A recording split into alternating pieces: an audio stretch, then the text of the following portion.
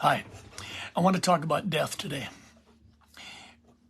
Let's go back to pre-COVID, 2017, 18, and 19, and let's just use Minnesota as a microcosm of potentially the entire country or potentially the entire world.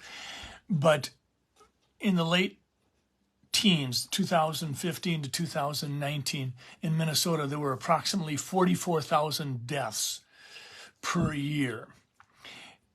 In 2022, there were over 50,000 deaths.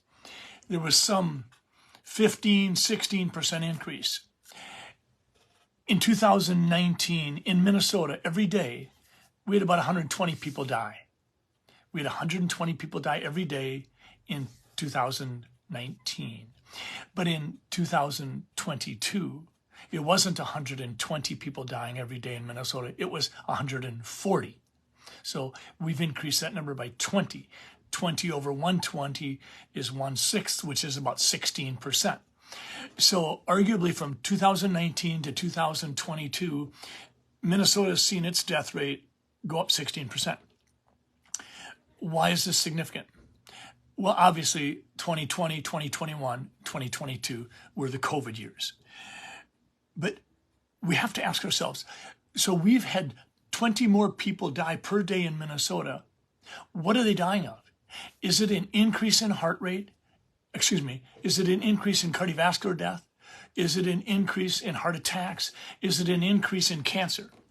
Well, actually, people are dying of diseases at a more rapid rate because those diseases are reflective of habits. What do I mean by that? If you look at the big driving forces for why our death rate in Minnesota is 16% higher today than it was in 2019. It's drug overdoses, it's alcohol abuse, it's homicide. When it comes to alcohol, I saw this coming. I saw this with my patients trying to weather the storm of COVID-19, the oppressive government overreach, the epidemic of fear, the abusive relationships between government and the people, we the people, we're getting smashed. Overdoses nationally, we've gotten to over 100,000 deaths per year through overdoses. These are reflective of habits. Overdoses reflect a habit of using potentially lethal drugs, particularly fentanyl, illicit street drugs, methamphetamine. Alcohol, no question about it. I saw that coming. I had patients coming to me literally in tears, knowing that they were losing the battle with alcohol themselves. They were drinking more than they thought they should, and yet they didn't seem to have anywhere else to turn. And then certainly homicide, we've seen that increase as well. But I think it's really important to recognize that it was government policies, government overreach, government mandates, government declarations that proved to be terribly false that drove people to that level of mental health departure. People's ordinary level mental health was no longer there.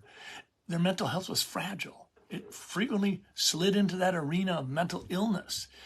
They knew it. It wasn't just garden variety depression and anxiety. This was big stuff, creating habits that people recognized frequently but couldn't stop.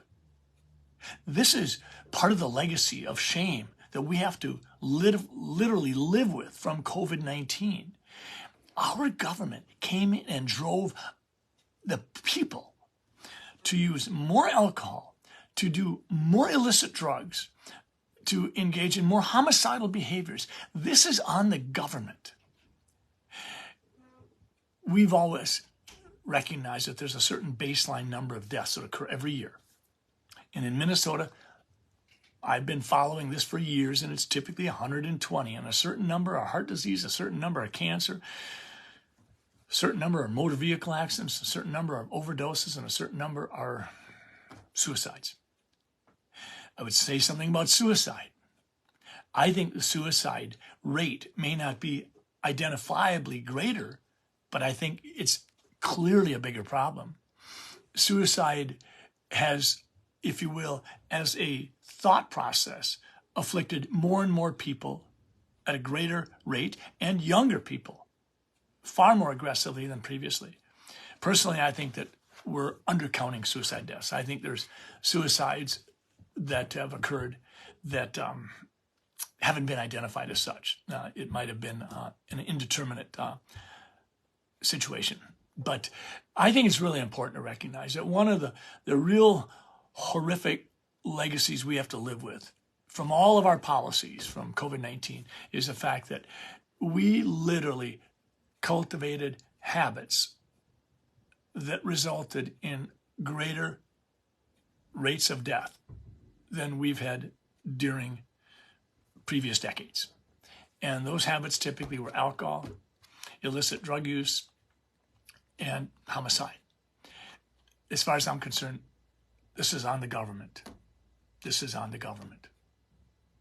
And by the way, I was looking at some data in terms of what did happen to cardiovascular deaths and the rate of deaths from cardiovascular disease. And several sources indicated that the cardiovascular death rate in 2020 actually dropped, which is exactly what I'm saying.